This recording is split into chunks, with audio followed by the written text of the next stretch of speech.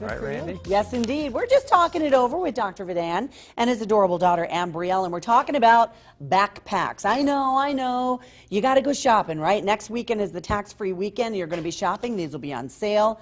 Don't just grab the first one that might strike you as, oh, a great color, or there might be a frozen backpack. You have one of those, don't you, Ambrielle? You do. But you really have to look for certain things. Dr. Vidan is here from Vidan Family Chiropractic talking about the medical issues that can arise from backpacks. People are at home going, come on, it's always something. But it's true. It's true, though. You know, and the longer that we wear the backpacks incorrectly, the longer that it takes to get it corrected. So we want to make sure that your kids are starting off right and not starting off in a bad way. This is a statistic. Backpack-related injuries sent an estimated 5,000 kids to ERs last year. 14,000 of them are treated annually for injuries. What types of injuries are we talking about? Back pain, neck pain, sprains, strains, things like that.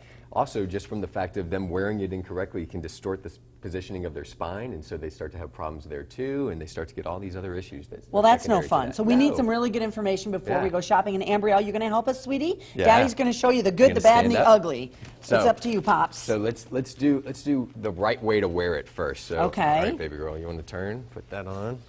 Oh, wait a minute. She's putting both arms in. That's Usually right. we just sling it over one shoulder, That's Doc. right. Both arms, right? You got to wear both sides. And then they have these straps here in the front, too, that you can clip together.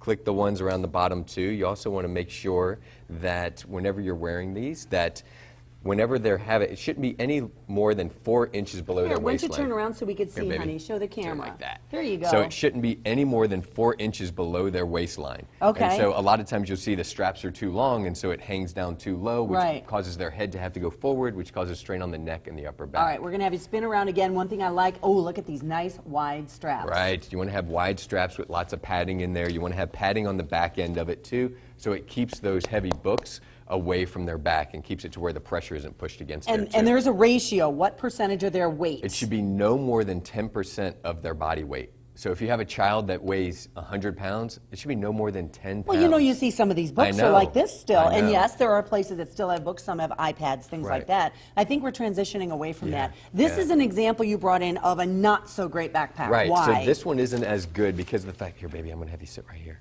So this one isn't as good because of the fact that the padding isn't as thick, and then also the padding here on the bag isn't as good there too. So it's nice, it's thin. Very thin. Right? And so it causes a lot of pressure to get put against the child and against their backs and things like that.